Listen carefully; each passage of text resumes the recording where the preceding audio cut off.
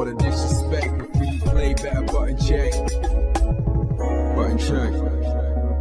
What is up, Butt Check family? Welcome back to yet again a beautiful day. It is Saturday. The weekend is here. We done made it. Thank you guys for tuning in. One more time, we got some hot ones. Not only did we got one today, I think because of the schedule, I'm only going to be able to do one today, but we definitely got one tomorrow as well, and both of them are hot. Chapters down below if you want to skip around. Sub button right there. Without further ado, hope you're having a good one because it's about to get better. Let's go. All right, now into the first set of Tekken World Tour BAM 15 upsets and highlights going on right now.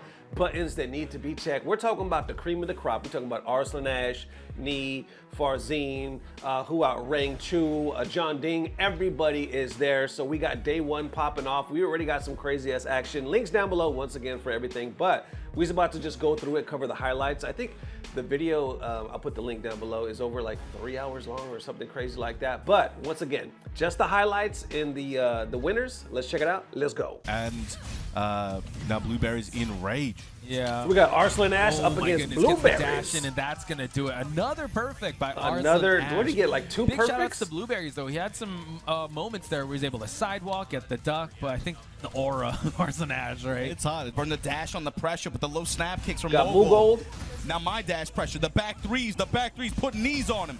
1-1-2 with the send 2 follow-up, Spinaroonie. He was feeling brave at the end of that one, and the hop kick to scoop him up, Boom. and the running two to close it out. Excellent work there by Mulgold. Unfortunately, Yagami will be moving on to the loser's side. That one round was like CBM, a flickering Arslan light, Ash. and Arslan just trying to put it out. And then fishing for that counter hit again. Out of range, pushback, and Spacing on the previous string put him out of range. He's so good at managing so many aspects of the gameplay, and he's dominating. Not just Z-axis, but even like X-axis, especially spacing. Ooh, the jab to deny the struggle, and just like that, still Arslan Ash takes it. Fast set there. Arslan Ash firing on all cylinders here. CBM gonna have a shot here in the A bracket on loser's side. So I believe if CBM fought Arslan there, that means Might be the best option. Then we got John Ding. Swarm. This one was a Whatever high-fast it takes, match. risk, It high came risk, all the low way risk, down to the whatever. wire. It's gotta take half my health, and it might. if it Medium gets line lost- destruction. Versus step in Daniel, mid-engager. is that counter activation from John Ding. Motto? Great walk around to the left. Nice parry. Ain't All no the way way. back. No Ain't way. no way. All right, I don't want to say anything. I'm just gonna wait for it. Daniel Motto taking out Vitality John Ding in one of the most impressive sequences I've seen in quite some time. The last Taking 10 out seconds John of that Ding. round were crazy. Daniel was firing on all cylinders, like you call it. Man, the consistent walks, the consistent show. He consistently showed John Ding, yo, I have parry on deck. I will hurt you for this. My walks are on point, and he took complete advantage of him. What a back shot in the end. Oh my God. And two. Oh, swipes Then the we got ankles, Farzin goes for the versus explosion. Ni. Oh, but look, absorbs the hit. He has the install. He tried to use it just now. Oh, went for the Fisherman Slam. Oh, final salvo, able to go for the low, and Farzin moves on, ladies and He gentlemen. 2-0'd Ni. Wow. Fucking Big round of Farzin is applause. on yeah, fire. big round of applause for both these players. Farzin really bring the heat to Ni. Goes low that time, activate Low the high, heat. Rang Chu. Steal the turn back. Able to get the electric as well. Conversion here. Get the wall. Bear breath. Ooh, Salmon just for the plus frames. Ooh, in the side micro step right. 2-1, 2-1. Back No wall. way he lets it rip. Oh, the what a duck! Oh, the And Rang Chu. Damn, Rang Chu. flash duck. Rang Chu moving on, folks. Low high set to losers at 2-0. Just the way we saw that first 2 rounds, like so much damage Look here. at this combo rush. We got the wall. We got Everything Arslan Ash wall. versus 1+2. The stab. Chikarin. The guns. Let's see how he's gonna It's try 1-1. to- Oh my. Watch out. Missed. But Chikarin has him up 2 rounds right He now. was able to block it. Oh, the blood bomb with punish, and now Chikarin moves on.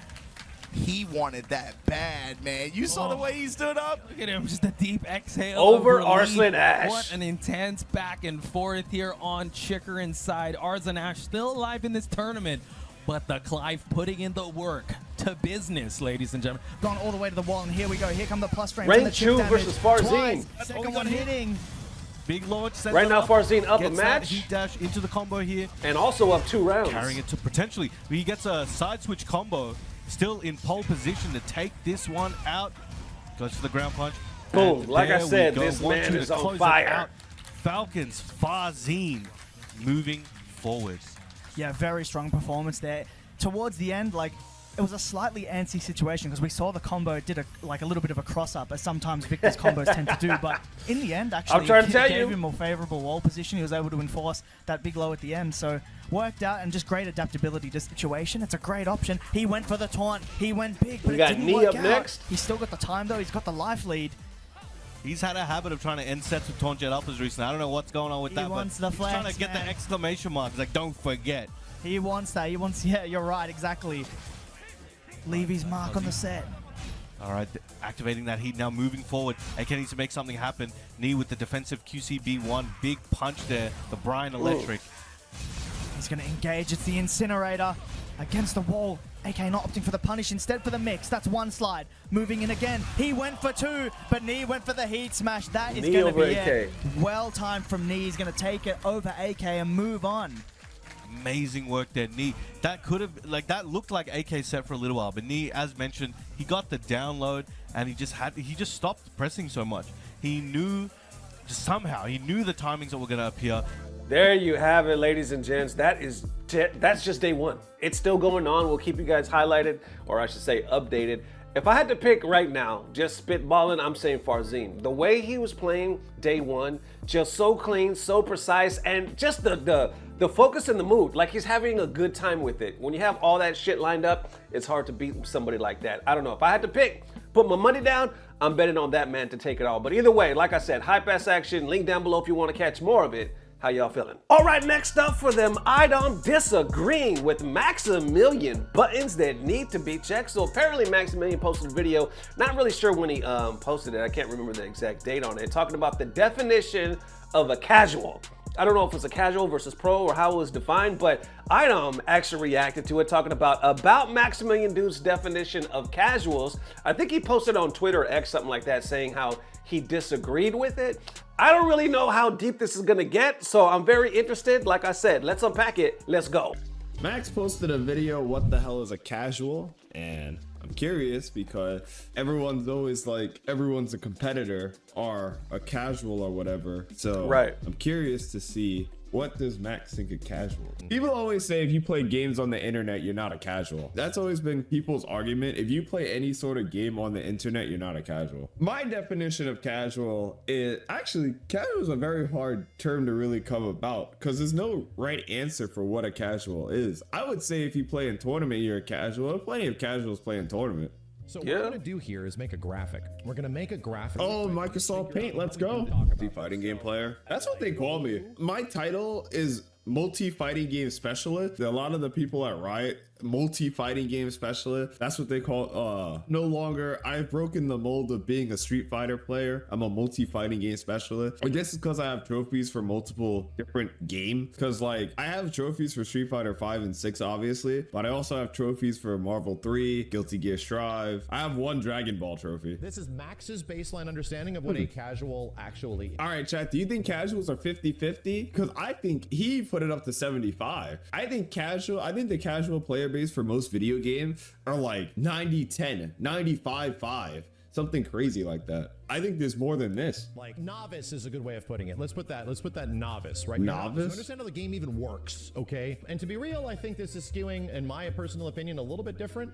So let's do here. I'm probably going to do something like that feels about. I think that's kind of high. All right, chat. Intermediate and casual. Casual to me is like you don't understand how fighting games work. That's right. Where casual kind of stands from. And intermediate, I would say you played a fighting game before. You played a video game before. I think there's a different level between, you know, you have good game sense versus not even having good game sense at all. People who actually play fighting games, I feel like would be broken in those kind of multi-game things, because like learning fighting games to most people is always the hardest step, and it's always so weird. I remember Emberu did that, where she just played Honda. Tyler One always does that. I think like Box is the best fighting game player of people they actually let in. And that lines up because in the majority of games that I've played where I've actually focused on rank, by comparison, in that rank where I lie is usually in like the top 10%, around the quote, actually no, that's wrong. It's usually like the top 1 to 5%. So I feel like people actually don't realize this, because people in other games, this exists too. Like in Overwatch, bro. I remember when I played Overwatch, I was like Grandmaster in Overwatch, sometimes top 500, but like People don't realize how sweaty you actually gotta be to get into these levels. Like this is borderline not touching grass level. Same thing goes for like Marvel Rivals. I know Marvel Rivals had it too. Marvel Rivals is the same thing. Marvel Rivals not as bad as Overwatch actually. This is like, yo, we're not touching grass anymore. We're out of the grass realm.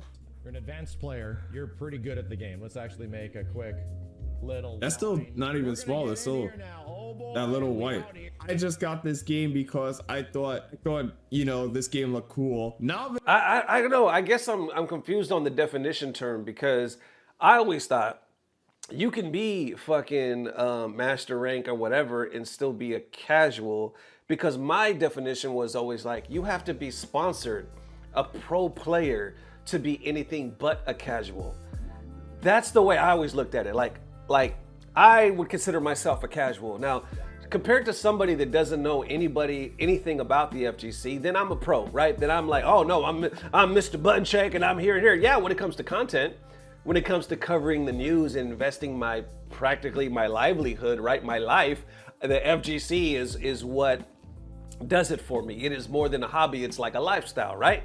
But in regards to skill level at the game, in that regard, I would consider myself a casual player because I casually play this, and that, right?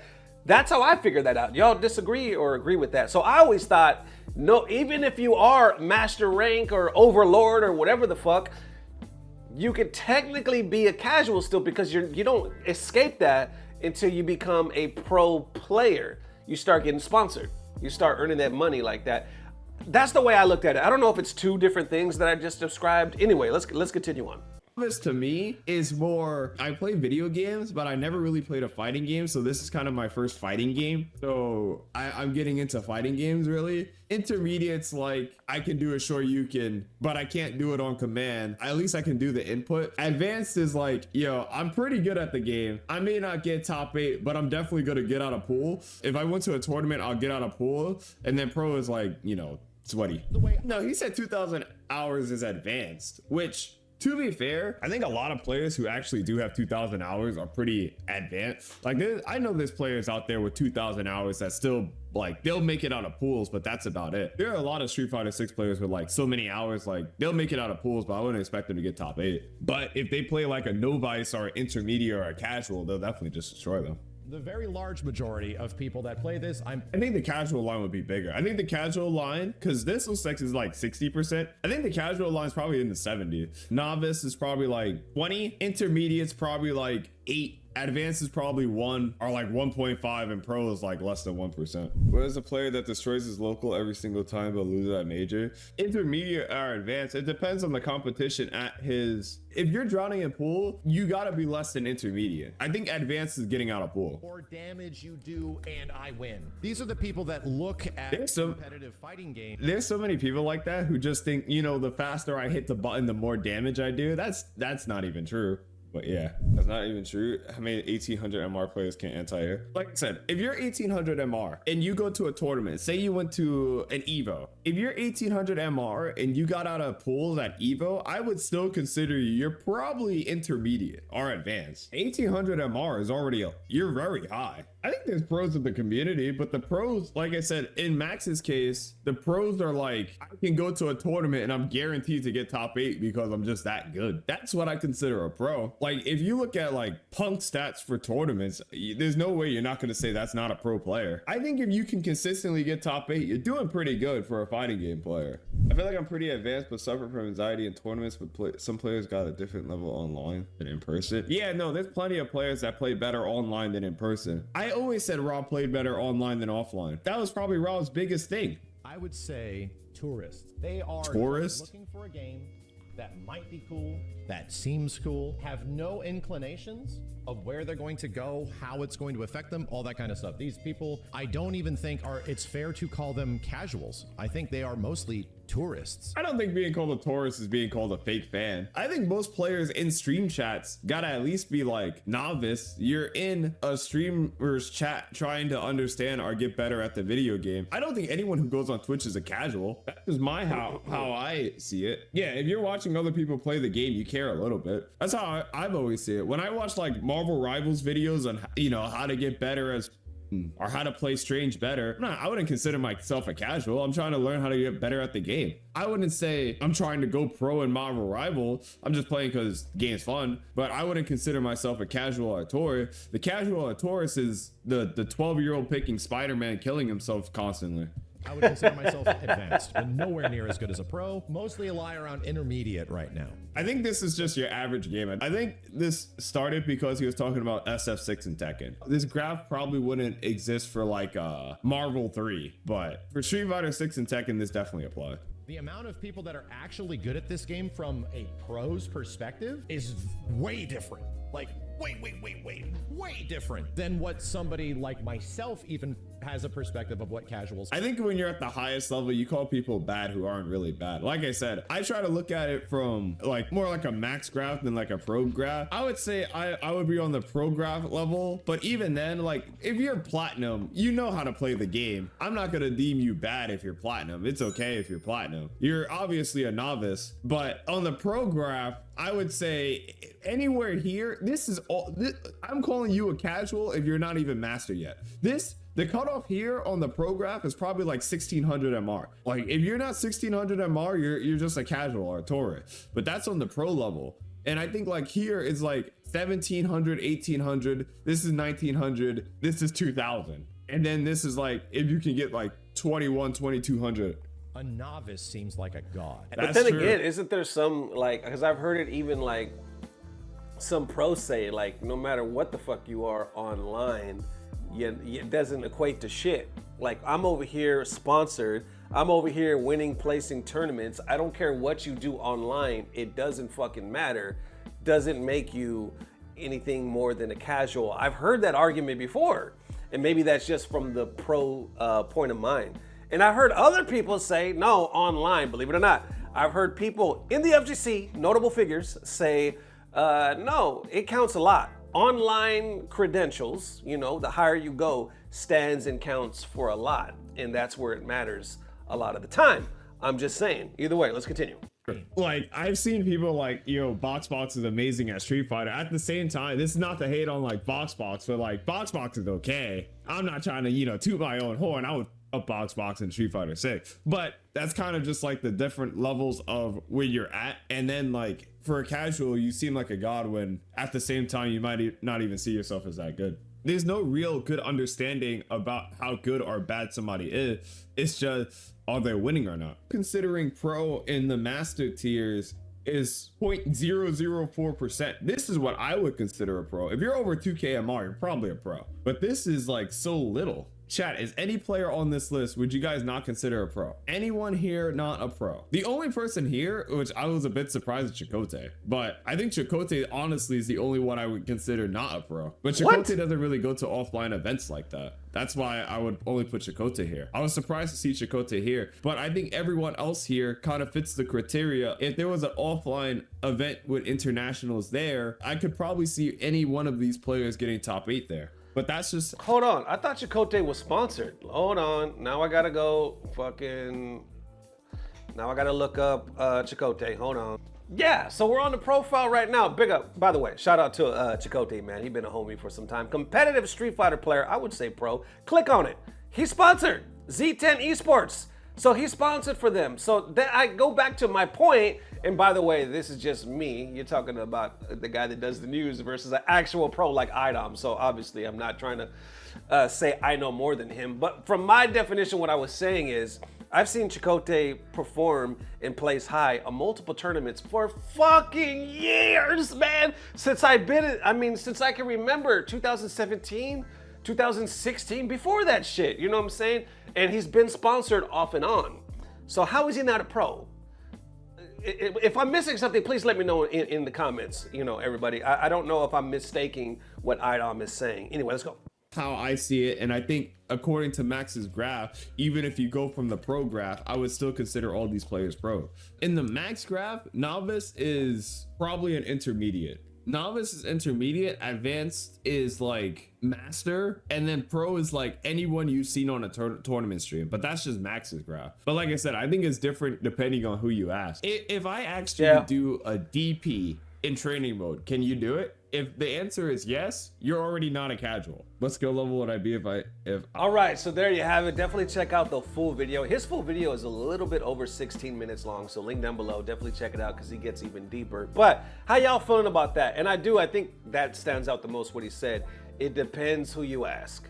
That question is kind of weird because it's all gonna come down to who you ask at the end of the day. As far as like, what is the true definition of a casual? If you ask somebody like me, I'm going to say a sponsored player versus everybody else. If you're a sponsored player, if you are getting paid for somebody to do this full time, then you are a pro. That's it. That's the fucking definition. If you get paid to do something, you are a pro at that for the most part. I know there's little gray areas and whatnot, but to pros, there's different levels of being pros. You're like, oh, he's ass. Oh, he doesn't win all the time. He doesn't place all the time. Yeah, no, there's different levels there, but you're still getting paid to be there.